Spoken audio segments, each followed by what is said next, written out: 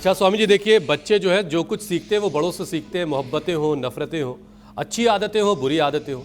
अब जब बड़े पानी नहीं पी रहे हैं सर्दियों में तो बच्चे कहाँ पिएंगे। अब बच्चों में जब पानी की कमी हो रही है स्वामी जी, तो पाचन और इम्यूनिटी पर उसका बुरा असर पड़ रहा है। लेकिन क्या इससे उनके मेंटल और नर्व कनेक्शन को भी नुकसान हो रहा है? हाँ, जब ब्लड सर्कुलेशन कम होता है, दिमाग में ब्लड सर्कुलेशन कम हो जाए तो सुन्न हो जाता, बेहोश भी हो सकता है। इसलिए हमारे बद्रीनाथ में रहने वाले महात्मा भी जब -20-25 डिग्री में रहते हैं तो भी भस्त्रिका जोर से ठोकते हैं। महाराज ऐसे वाला करते हैं, जोर वाला। ये हमारे बलराम दास तो प्राणायाम करके ही बलवान हो रहे हैं। पूरी धोखनी चला देते हैं, जैसे वो लोहार धोखनी चलाता है ना पूरा। हाँ, ये तो जटा खुल गई महाराज। ये दिखाए, जटा का दर्शन कराइए, क्या बात है। ये जटा दर्शन भी बड़ा पुण्यदायी होता है। ये कितने दिन से कंघा नहीं किया महात्मा इनने। कितने साल हो गए। और इधर दिखाओ, कितने 15 वर्ष से 20 साल से कंघा ही नहीं किया।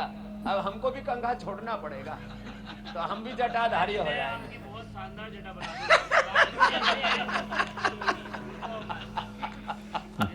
चलो तो ये आज का आनंद अलग ही है हुसैन भाई। बिल्कुल बिल्कुल स्वामी जी, आज का आनंद तो ऐसा है कि स्वामी जी, एक तो है कि आपको देख के लोग भ्रम में रह जाते हैं कि मौसम कौन सा है, समझ में नहीं आता कि गर्मी है कि सर्दी है, कौन सा ऋतु है वो आपको देख के समझ में नहीं आता। दूसरे स्वामी जी, जब तक कि आपके कैमरामैन लोकेशन नहीं दिखा रहे तब तक हमें ये नहीं समझ में आ रहा कि आप हरिद्वार में कि कहीं पर बाहर गए। अब तो लिखा हुआ है कि चलो नासिक में, तो समझ में आता है। तो स्वामी जी आप बताइए कि आपको कैसा महसूस हो रहा है, क्योंकि कहाँ आप पहाड़ों के बहुत करीब थे, अब कहीं और गए हैं, तो आपको स्वामी जी ये बदलाव लगता है? सूर्य देव दाई ओर से उग रहे, बोलो आदित्य देव सूर्य नारायण भगवान की जय। तो देखो ये इतना सुंदर चारों तरफ परिवेश है, भगवान त्र्यंबकेश्वर की सन्निधि है। और यहाँ राधारमण बिहारी लाल की, ये राधारमण बिहारी जी का यहाँ विग्रह है। इधर शालिग्राम का विग्रह है, इधर शिव भगवान का, कृष्णेश्वर महादेव का विग्रह है। और यहाँ चारों तरफ बहुत प्रकृति, 6-6 महीने यहाँ बरसात होती रहती है। रात को बड़ी भीनी भीनी ठंड सी होती है और दिन में तपस भी अच्छी हो जाती है। तो भगवान का बहुत ही बड़ा आशीर्वाद यहाँ अनुग्रह। और माँ गोदावरी का उद्गम यहाँ पर है। क्या बोलते हैं उस पर्वत को? ब्रह्मगिरी यहाँ पर सामने विराजमान है। और इस इधर पीछे औदुंबर आंजनेय पर्वत है। बोलो पवन सुत हनुमान की, आंजनेय भगवान हनुमान की। वो तो स्वयं महायोगी है। अच्छा, भगवान हनुमान जी योगी, भगवान कृष्ण जी भी योगी, और भगवान शिव तो आदि योगी हैं। तो ये सन्निधि आज इतनी अच्छी उपलब्ध है यहाँ पर। और साधु संगत कितनी अच्छी है। प्रथम भगति संतन कर संगा, दूसरे रत मम कथा प्रसंगा, गुरुपद पंकज सेवा, तीसरी भक्ति अमान, चौथी भक्ति मम गुण गण करहि कपट ते गान, पंचम भजन सो वेद प्रकाशा, छठतम शील विरति बहु कर्मा, सातम सम्मोहि मय जग देखा मोते, आठम जता लाग सपने हो नहीं देखई पर दोषा, नवम सरल सब संसल हीना, मम भरोसे ही हर्ष। और इससे क्या होगा? मम दर्शन, हरि दर्शन, राम दर्शन, आत्म दर्शन, फल परम अरूपा, जीव पाव निज सहज स्वरूपा। चलो पूरा दर्शन करा दिया अमित जी आपको वहीं इंडिया टीवी बैठे बैठे। बिल्कुल, धन्यवाद स्वामी जी।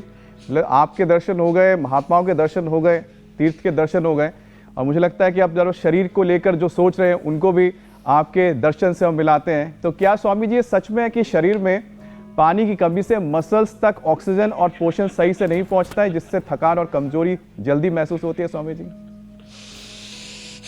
हाँ, सारी थकान सारी कमजोरी गायब होगी। एक तो प्राणायाम करें, भस्त्रिका। ये हमारे महात्मा भी लंबे लंबे भस्त्रिका ठोक रहे, कपाल भाती और सूर्य भेदी। देखो दाएं से लो, ये सूर्य स्वर है, बाएं चंद्र स्वर, ईड़ा पिघला, बीच में से सोना।